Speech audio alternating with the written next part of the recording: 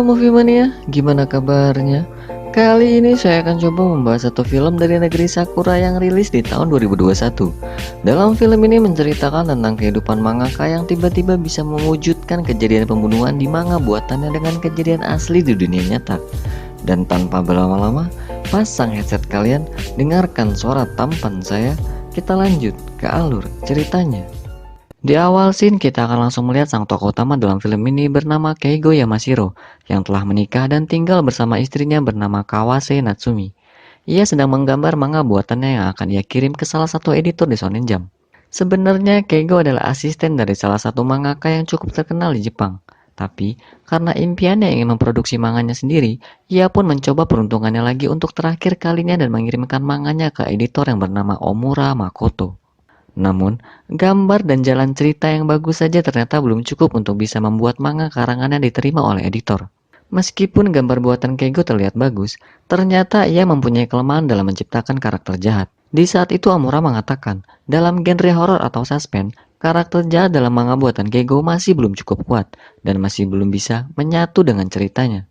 Karena hal itulah, akhirnya Keigo memutuskan untuk menyerah dan meninggalkan dunia manga. Ia pun segera meminta izin untuk berhenti menjadi asisten dan akan keluar dari dunia manga di hari itu. Di hari terakhirnya bekerja, karena gambar Keigo sangat bagus, atasannya pun meminta Keigo untuk menggambar sketsa suatu rumah yang terlihat bahagia. Dengan segera, ia pun menyanggupinya dan berkeliling untuk menemukan rumah yang dimaksud. Saat ia menemukannya, Keigo pun segera menggambar rumah itu. Dan tiba-tiba, pintu dari rumah itu tiba-tiba terbuka. Keigo pun menjelaskan bahwa ia adalah asisten manga dan hanya ingin menggambar sketsa rumah saja. Di saat yang sama, tetangga dari rumah itu meminta Keigo untuk menegur pemilik rumah agar mengecilkan suara musiknya. Keigo kemudian memencet bel untuk memberitahu hal itu kepada pemilik rumah. Karena tidak ada tanggapan, ia pun memutuskan untuk masuk ke dalam rumah tersebut. Dan tiba-tiba,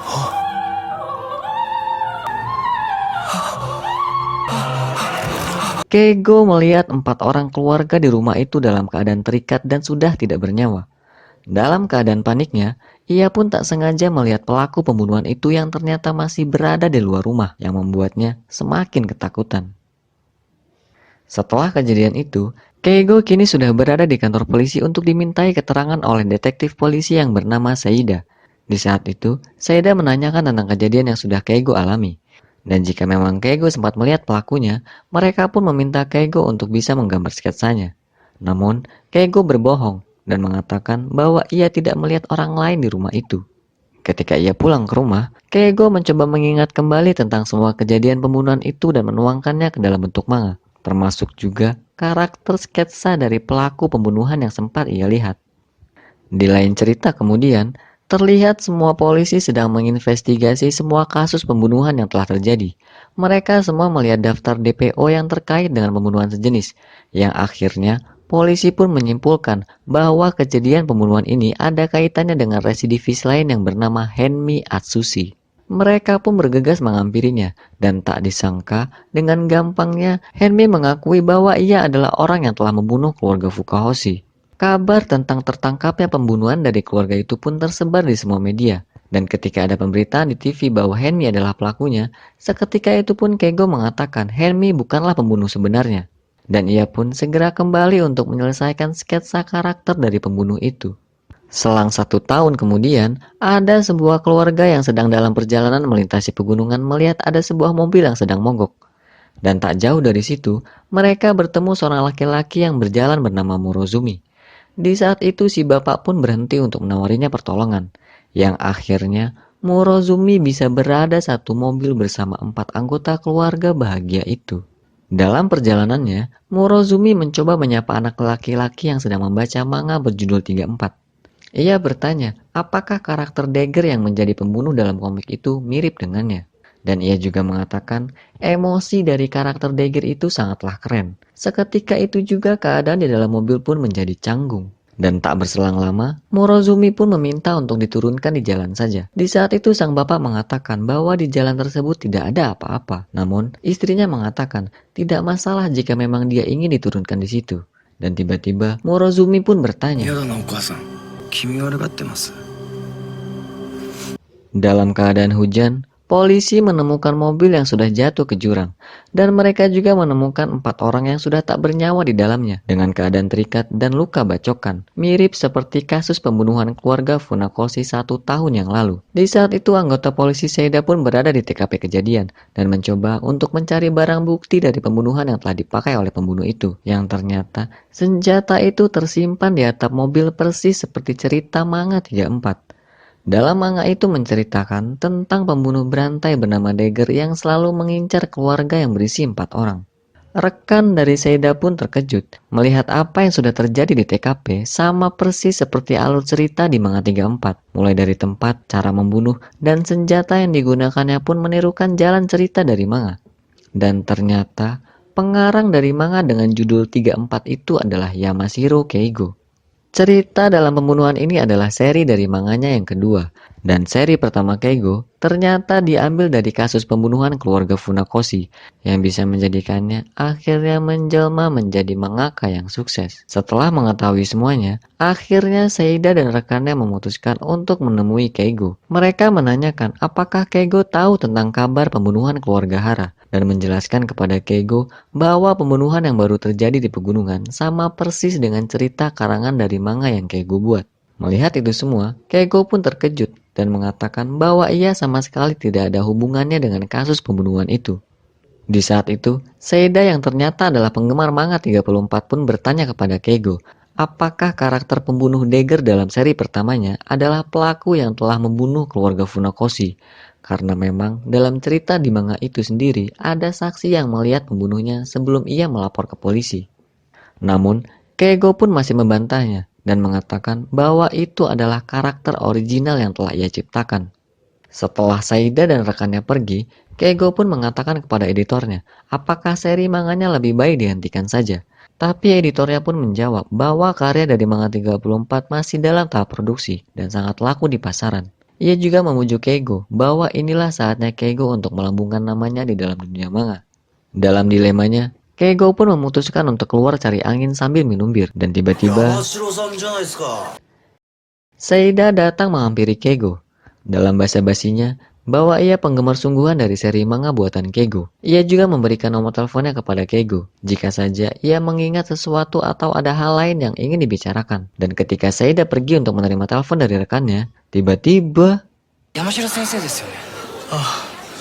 Murozumi datang menghampiri Keigo dan mengajaknya bersalaman.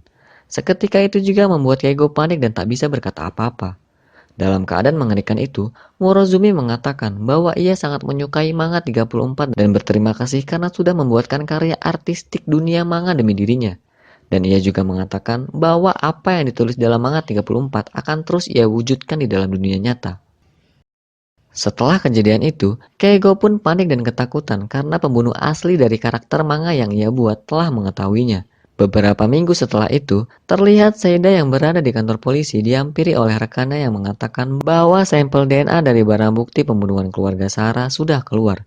Namun, Seida pun menjawab bahwa pisau itu adalah pisau yang sama digunakan dalam kasus pembunuhan pertama keluarga Funakoshi. Ia juga menjelaskan bahwa seri ketiga dari manga 34 sudah keluar. Dan dari situlah ia bisa mengetahui bahwa pembunuh keluarga Hara dan Funakoshi adalah satu orang yang sama. Dengan kata lain, Henmi yang mereka tangkap dan juga telah mengakui dirinya bersalah akhirnya bisa dibebaskan. Keesokan harinya, karena sudah keluarnya seri ketiga, terlihat Morozumi sedang menyusuri pegunungan dan menemukan sebuah keluarga berisi 4 orang yang sedang berkemah. Yang akhirnya, hal itu pun menjadikan kasus pembunuhan ketiga keluarga Sugimura. Dalam penyelidikannya, Seida pun menyamakan kembali kejadian yang sama persis dengan manga yang Keigo buat, dan ia pun segera menghubungi Keigo, namun tidak diangkat. Singkat cerita, Keigo terlihat sedang berada di rumah sakit untuk mengantar istrinya yang sedang memeriksa kehamilannya. Di saat itu mereka pun membicarakan tentang pemeriksaan kehamilan dan jenis kelamin dari anak mereka nantinya. Namun tiba-tiba Murozumi datang menghampiri Keigo dan mengatakan bahwa ia telah membaca seri ketiga dari manga 34 dan telah mewujudkannya. Ia pun memperkenalkan diri kepada Natsumi bahwa ia adalah pemberi ide dan saran dari manga yang Keigo buat. Dalam keadaan yang mengerikan itu, Keigo pun meminta Natsumi untuk segera masuk ke dalam mobil dan bergegas pulang ke rumah. Dalam perjalanannya, Keigo pun berkata kepada Natsumi bahwa ia akan menghentikan seri dari manga 34 dan menjelaskan bahwa Morozumi yang menemui mereka tadi adalah pembunuh berantai sungguhan yang telah membunuh keluarga Funakoshi. Karena sebenarnya di malam kejadian itu, Keigo melihat wajah dari pelaku yang tidak lain adalah Morozumi, yang akhirnya ia pun menjadikan Morozumi sebagai karakter dagger dalam manga buatannya.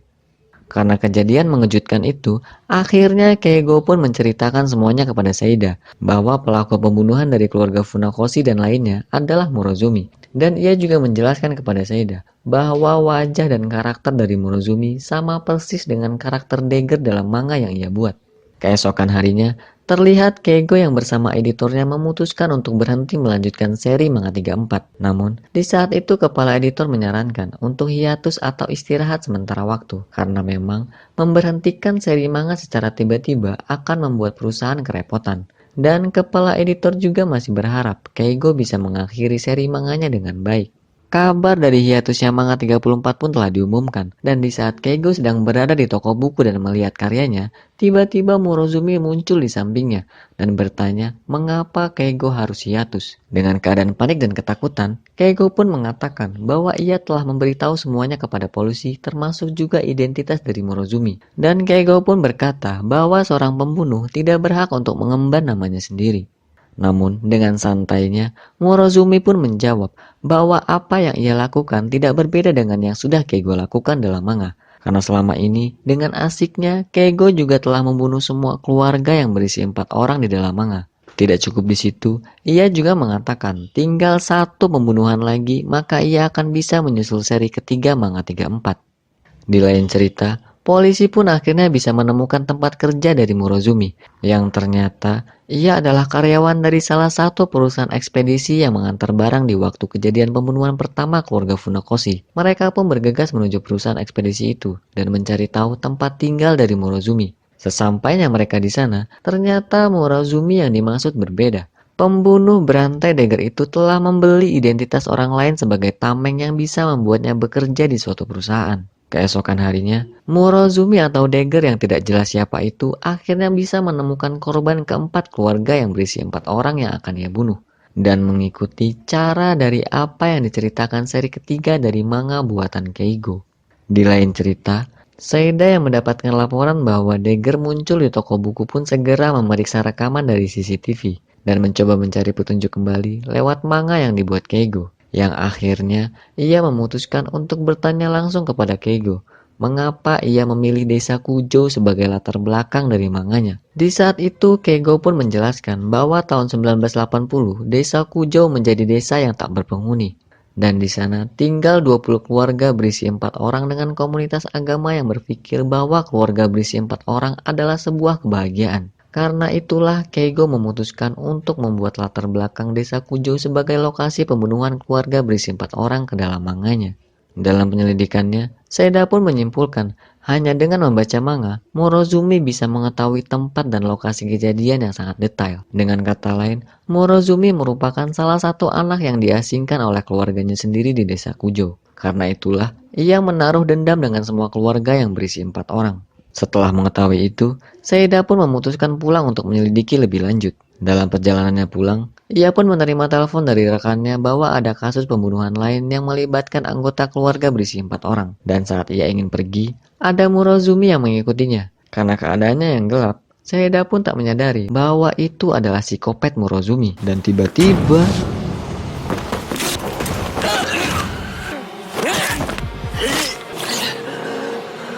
Henmi tiba-tiba datang dan menusuk Seida berkali-kali, yang mengakibatkan Seida akhirnya meninggal dunia.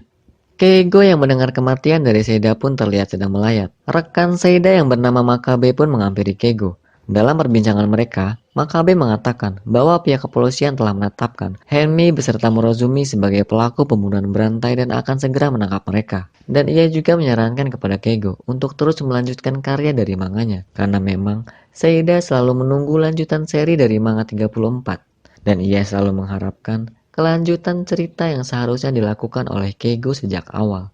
Mendengar semua itu, akhirnya membuat Keigo memutuskan untuk melanjutkan dan mengakhiri seri terakhirnya dari manga 34. Dan tak diduga, Dalam seri terakhirnya, Keigo menjadikan ia dan keluarganya sebagai karakter dalam manga karena memang Keigo juga ternyata memiliki keluarga yang berisi 4 orang.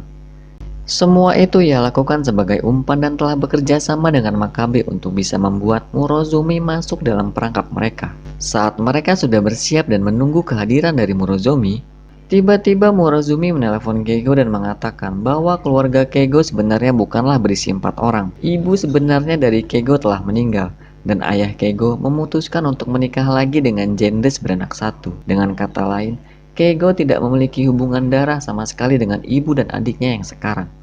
Karena itulah Morozumi tidak akan membunuh keluarga Keigo dan memutuskan menjaga ceritanya agar tetap utuh dan membunuh keluarga asli yang berisi 4 orang yang bahagia. Dengan kebingungannya, Keigo pun menelpon istrinya dan bertanya apakah keluarga mereka akan berisi 4 orang. Dan Natsumi pun menjawab bahwa ia telah mengandung anak kembar laki-laki dan perempuan. Mendengar itu, Keigo pun bergegas ke rumah. Dan saat ia ingin membuka pintu apartemen, tiba-tiba Morozumi telah menunggu Keigo dan menusuk tangannya. Ia juga menusuk kaki Keigo dan memaksa Keigo untuk mengantarnya ke ruang kerjanya. Sesampainya di sana, Natsumi pun terkejut serta bengong melihat Keigo bersama Morozumi. Dalam keadaan aneh itu, tiba-tiba Morozumi meminta Keigo untuk menghidupkan tabletnya.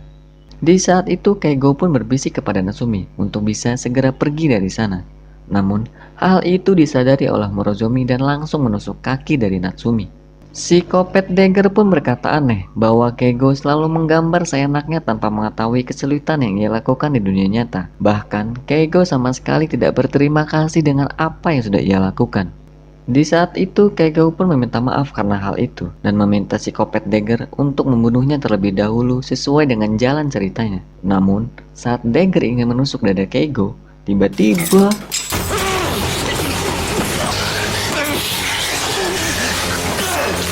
pisaunya terjatuh dan dengan cepat Keigo mengambil pisau itu dan menusuk Morozumi. Dan saat ia ingin membunuh Morozumi, tiba-tiba Makabe dengan segera menghentikan Keigo dengan tembakan di dadanya.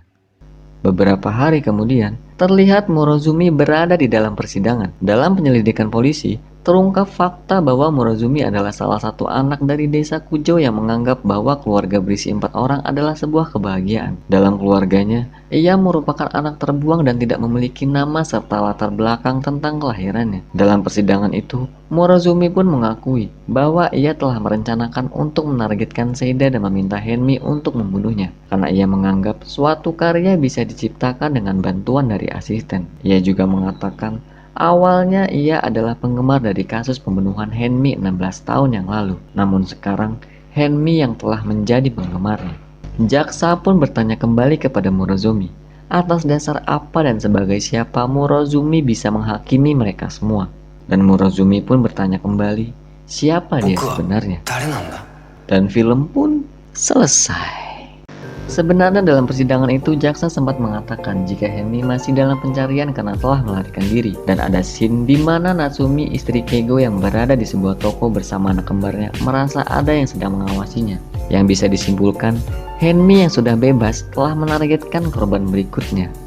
Mungkin segitu aja rangkuman cerita film versi Kivanime. Jaga pikiran selalu sehat agar kita bisa menjaga keutuhan dan kenyamanan di dalam keluarga. Kivanime undur diri. Wassalam.